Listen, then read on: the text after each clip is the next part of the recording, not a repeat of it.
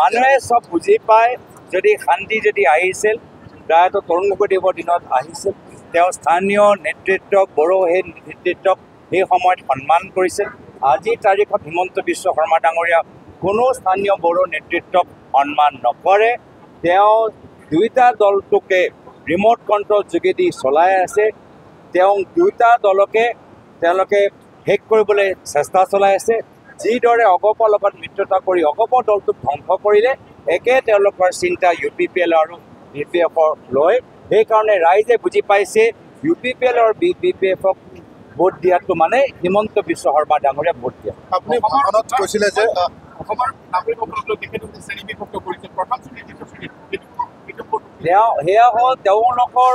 অসমলৈ তেওঁলোকৰ চিন্তাধাৰা আমি যি বৰ অসমৰ চিন্তাধাৰা কৰি আছোঁ এই অসমৰ ভিতৰত সকলো নাগৰিকৰ সন্মান সকলো নাগৰিকৰ স্বাভিমান সকলৰ মাজত শান্তি সম্প্ৰীতি এনাজৰি আমি আশা কৰিছোঁ যিদৰে প্ৰায়ত তৰুণ গগৈদেৱে সকলোকে সন্মান কৰি সকলৰ বাবে চিন্তা কৰিলে বড়ো হওক বঙালী হওক ৰাভা হওক ভাষিক সংখ্যালঘু ধৰ্মীয় সংখ্যালঘু সকলোকে এটা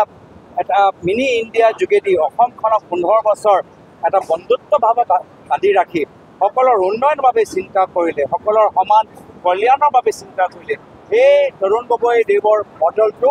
আমাৰ হৈছে বৰ অসমৰ মডেল আৰু হিমন্ত বিশ্ব শৰ্মা ডাঙৰীয়াৰ অসমৰ মডেল হৈছে অসমৰ মাজত জুই লগোৱা অসমৰ মাজত সংঘাত সৃষ্টি কৰা অসমৰ ৰাইজৰ মাজত বন্দুক বিতৰণ কৰা সন্ধিয়া ভাগত যে অসমৰ মানুহ ওলাওঁতে ভয় কৰে মাত্ৰ চিণ্ডিকেটৰ দপদপনি আৰু মামীয়ে আৰু বেছি মাটি ঘৰ কৰিব পাৰে সেয়া হৈছে তেওঁলোকৰ অসমৰ মডেল তেওঁলোকৰ ৰাইজে পৰৱৰ্তী সময়ত হিমন্ত বিশ্ব শৰ্মা মডেল বনাম তৰুণ গগৈদেৱৰ মডেল অধ্যয়ন কৰিব আৰু আমি তৰুণ গগৈদেৱৰ মডেল অনুকৰণ কৰি ৰাইজৰ মাজত এটা নতুন বৰ অসমৰ কল্পনা যুৱকসকলৰ যোগেদি ৰাইজৰ লগত আলোচনাৰ যোগেদি আমি সৃষ্টি কৰিবলৈ বিচাৰিছোঁ ছাৰ যিহেতু আপুনি ভাষণত কৈছিলে যে বহিৰাগতক মাটি দিবৰ বাবে ট্ৰাইবেল ষষ্ঠ অনুচ্ছেদটো শিথিল কৰাৰ কথা ভাবিছে বৰ্তমান চৰকাৰ আকৌ হিমন্ত বিশ্ব শৰ্মা ডাঙৰীয়া নিজৰ